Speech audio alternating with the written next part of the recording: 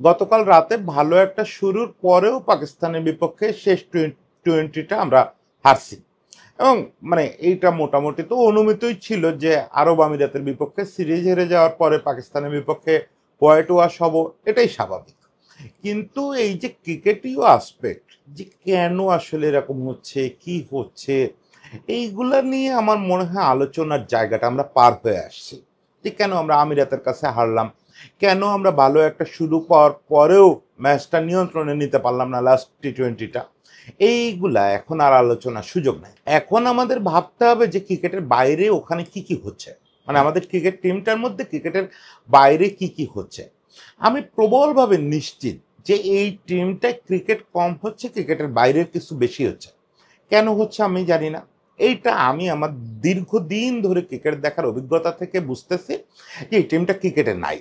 এখন সিম্পলি একটা জিনিস বলি, হাসান, যারা আমি বলি যে এই সময়কালের সবচেয়ে স্মার্ট ফাস্ট বোলার, এই পাকিস্তানের বিপক্ষে 3টা ম্যাচে দেখলাম সে এমনিতেই একটু ব্যাকআপ লেন্থ বল করে, কিন্তু সে যাচ্ছে তাই লেন্থে বল করতেছে, যাচ্ছে তাই লেন্থে বল করতেছে। হাসান নিজের মধ্যে আছে, এটাই আমার মনে হলো না। এর আগে নাহিদ রানাকে আমরা দেখলাম, অভিষিক্ত হলো আমিরাতের বিপক্ষে, যাচ্ছে তাই বল করলো। নাহিদ রানা না, এটা নাহিদ রানা না, এটা তানজিম সাকিব না, কাউরে আমার চেনা মনে হচ্ছে না। 5-6 মাস আগেও এই ছেলেগুলো যেরকম ছিল সেরকম নাই। কোথাও একটা গোলমাল হয়ে গেছে, কোথাও একটা গোলমাল হয়ে গেছে। সেই গোলমালটা কিভাবে এই মুহূর্তে ঠিক করা যায়? দেখেন, এইটা তো আর পঞ্চবার্ষিকী পরিকল্পনা করার জিনিস না। যেমন বুলবুল ভাই 3 মাসে একটা 5 বছরের কাজ করতে চাচ্ছে বোর্ডে, ফাইন, এটা আসলে 5 বছর ধরে করতে হবে। বুলবুল ভাইয়ের পরে যিনি প্রেসিডেন্ট হবেন তাকে এটা মূলত আগায় নিতে হবে। কিন্তু ন্যাশনাল টিম তো ওই জিনিস না, আপনার হাতে 5 বছর সময় নাই। আপনার ইমিডিয়েট নেক্সট সিরিজের আগেই ব্যাপারটা ঠিক করতে হবে। আমি নিশ্চিত এটা ড্রেসিং রুমের ব্যাপার। সেটা কিভাবে ঠিক করা যাবে সেটা নিয়ে আজকে একটু আলোচনা করতে চাই। দেখেন, আমি আসলে বাংলাদেশ ন্যাশনাল টিমের ড্রেসিং রুম থেকে অনেক দূরে। এটা বলতে পারেন বাংলাদেশে একটা ঘটনা ঘটতেছে, আমি আছি মঙ্গল গ্রহে। কারণ হয় কি, ন্যাশনাল টিমের ড্রেসিং রুমে কি ঘটতেছে এটা তো একমাত্র ন্যাশনাল টিমের ক্রিকেটাররা জানে, যে প্রকৃতপক্ষে ওইখানে কি ঘটতেছে। কিন্তু বাংলাদেশে একটা সুবিধা ছিল, এখন আছে কিনা আমি জানি না, সাংবাদিকরাও কম বেশি জানতো যে ওখানে কি ঘটতেছে।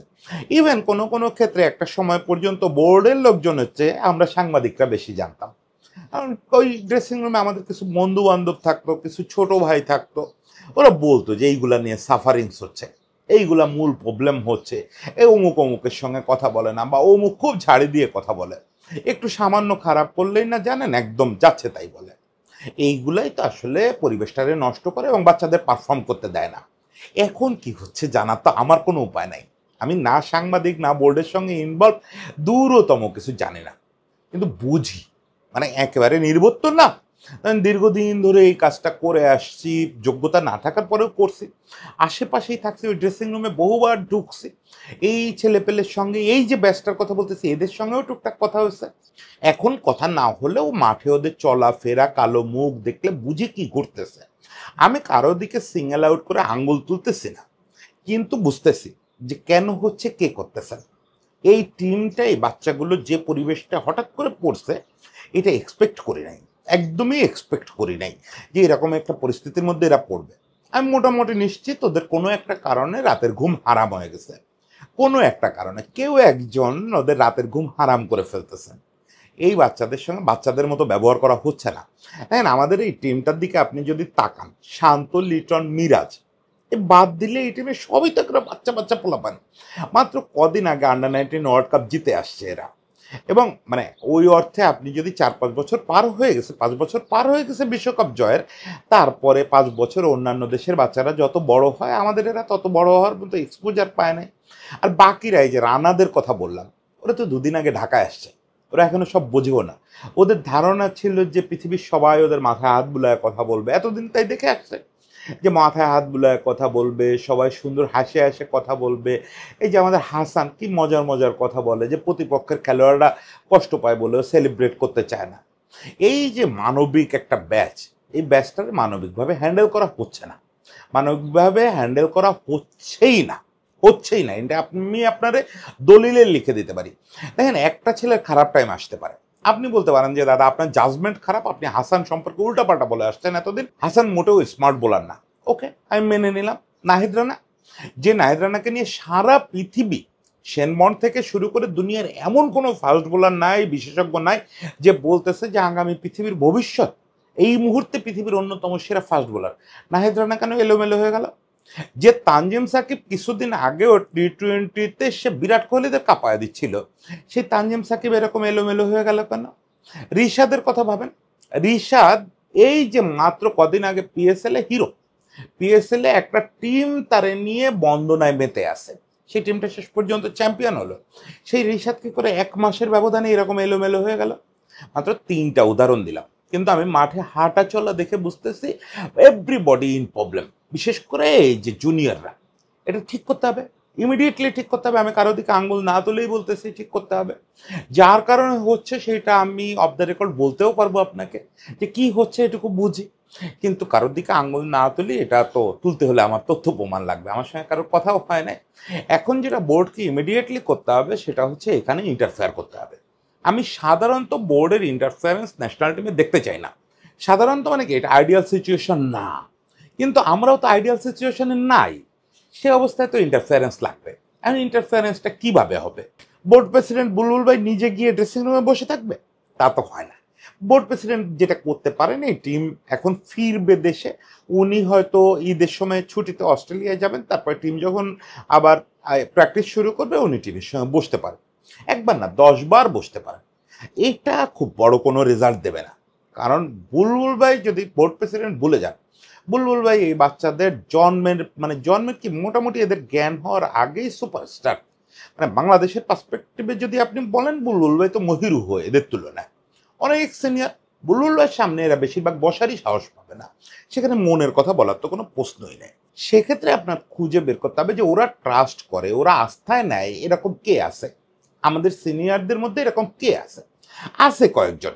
আমি নাম ধরেই যদি বলি, তাহলে আমাকে চয়েস দিতে বললে আমি বলবো যে আবার সেই সুজন ভাই। দেখেন, সুজন ভাইয়ের 780টা দোষ আছে।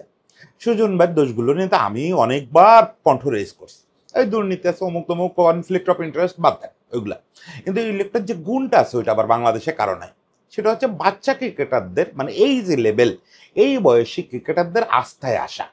মানে সে, আপনি তারে ওখানে পাঠিয়ে দিলে, এক হচ্ছে এরা বেশিরভাগ সুজন ভাইয়ের সঙ্গে কোনো না কোনো সময় খেলছে, এদের বেশিরভাগ ঢাকায় আসছে সুজন ভাই, ফলে সুজন ভাই এদের কাছে ফাদার ফিগার। সুজন ভাইরে আমার ধারণা এমনিই ওরা ফোন করে বলতেছে যে চাচা এই, ওরা চাচা বলে না, ওরা স্যার বলে, স্যার এই প্রবলেমের মধ্যে আছে, স্যার কি করব, এখন কি করব, এটা এমনি আমার ধারণা সুজন ভাই জানে। ওকে, যদি নাও জানে, সুজন ভাই ওখানে ঢোকার 27 মিনিটের মধ্যে সুজন ভাইরে ওরা গড় গড় করে সব বলে দিবে যে স্যার এই এই এই হয়েছিল জানেন, ওই আমিরাতে বসে এই হয়েছিল অমুক জায়গায়, স্যার আমার তো ঘুম হয় না এই কথার জন্য, অমুকে আমার এই কথা বলছে, আমি তারপর থেকে আর ঘুমাইতে পারি না। আমি জানি এই টিমে কয়েকজনের ঘুম হচ্ছে না। সেই জিনিসগুলো সলভ করার জন্য সুজন ভাইয়ের মতো কাউরে দরকার। এখন কথা হচ্ছে বোর্ড, বোর্ড কি সুজন ভাইরে আবার ন্যাশনাল টিমে ঢোকার সুযোগ দিবে কি না, কারণ এগুলো নিয়ে তো তখন কথা হবে। মানে ইমার্জেন্সি সিচুয়েশন হ্যান্ডেল করার জন্য হলেও আপনি যখন অলরেডি বিতর্ক আছে এরকম কাউকে আনবেন, সেটা নিয়ে আবার আরেকটা বিতর্ক হইতে পারে। এবং বুলবুল ভাই যেহেতু বিতর্ক থেকে দূরে থাকতে চাচ্ছে, সে এই বিতর্কে সম্ভবত পা দেবে না। যদিও দিলে ভালো হতো, আমি মনে করি যে এসব ক্ষেত্রে ভুলে যেতে হয় যে ওই লোকটারে তো আমি কোনো ওই দায়িত্ব দিচ্ছি না যে সে কিছু করে ফেলবে।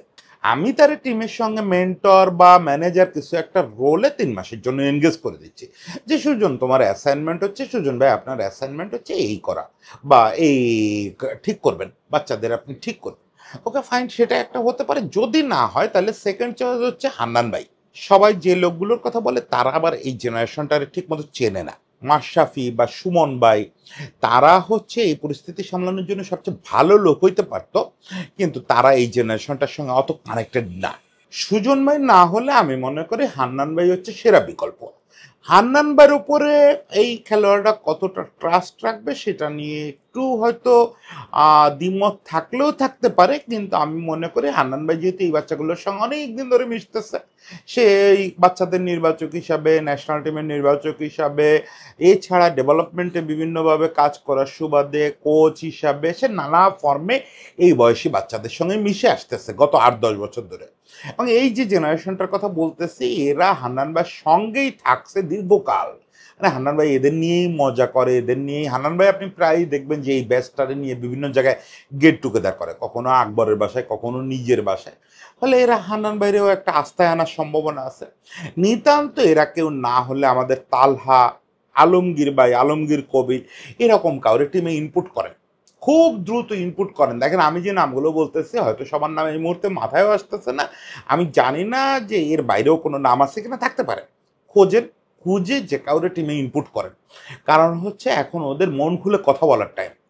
ওদের গালিগালাজ যথেষ্ট হচ্ছে, ওদের আমরা সোশ্যাল মিডিয়ায় অনেক ট্রল করছি, মিডিয়াতেও অনেক লেখালেখি হয়েছে, যথেষ্ট শাস্তি তারা পাইছে। যা যা অন্যায় করতেছে, মানে যদি পারফরমেন্সটারে আমরা অন্যায় হিসাবে দেখি, সেগুলো শাস্তি তারা পাচ্ছে, পাবে, সবই ঠিক আছে, দেন শাস্তি দেন। কিন্তু একই সঙ্গে ওদের কথা শোনান, ওদের মন খুলে কথা বলার সুযোগ দেন, যে কেন তোমরা ঘুমাচ্ছ না, কেন তোমরা নিজেদের নেচার হারায় ফেলছো, কেন তুমি নিজের পায়ের কাছে একের পর এক ডেলিভারি দিয়ে যাচ্ছ, কেন তুমি উল্টাপাল্টা লাইনে বল করতেছ, কেন তুমি নাহিদ রানা পেস খুঁজে পাচ্ছ না, কেন তুমি শরীফুল এটা করতে পারতেছ না, কেন রিশাদ এটা দিনের পর দিন তুমি খাটো লেন্থে বল করে যাচ্ছ, যেখানে 2 মাস আগেও তুমি দুর্দান্ত লেন্থ লাইনে বল করতেছিলা। নিশ্চয়ই কোনো একটা কারণ আছে, সে কারণটা সমাধান করেন। এইটা মানে দেখেন এই রেজাল্টটা ঠিক হয়ে যাবে, এমনিতেই হয়তো 6 মাস পরে ঠিক হয়ে যাবে। যেই বোর্ড এই সব ঠিক হইতে শুরু করবে, তারপরে আমাদের স্ট্রাকচারাল কাজে হাত দেওয়া হবে, অনেক কিছু হইলে এমনিতেই রেজাল্ট ঠিক হবে। আমি না রেজাল্ট জিনিসটা নিয়ে খুব ওরিড না। আমার খুব খারাপ লাগতেছে যে জোর গলায় এর মাঝেও বলতেছিলাম যে আমরা তো সবসময় গড গিফটেড ইন্ডিভিজুয়াল পারফর্মারের উপরে নির্ভর করি। তো এই জেনারেশনে আমি দেখতে পাই 5-6টা ওরকম গিফটেড ছেলে আছে, 5-6টা। এটা খুব রেয়ার, একসঙ্গে 5-6টা এর আগে আমরা পাই নাই। সেই জায়গাটায় যদি আমরা আজকে এই ব্যাচটারে এইভাবে হারায় ফেলি, বা এদের মনোবলটা এভাবে ভেঙে যায় কোনো কারণে তারা যদি ফিল করে যে এই জায়গায় তাদের কেউ ভালোবাসতেছে না, এই ন্যাশনাল টিম তাদের জন্য না, এই ফিলিংটা যে কাউরে দেওয়াটা পাপ, এই ফিলিংটা যে কাউরে দেওয়াটা পাপ। সেই জিনিসটা ঘটতেছে কিনা ওদের মনটা ঠিক করা, এটা একটা কাজ। দেখেন আজকে এই আপদের দিনে কারোর না কারোর তোদের পাশে থাকতে হবে, সেই জিনিসটা একটু করেন, সেই জিনিসটা একটু করেন। সবাইকে ভালোবাসা, সবাইকে অনুরোধ যে ব্যাপারটা ওইভাবে একটু দেখেন। সবাই ভালো থাকবেন।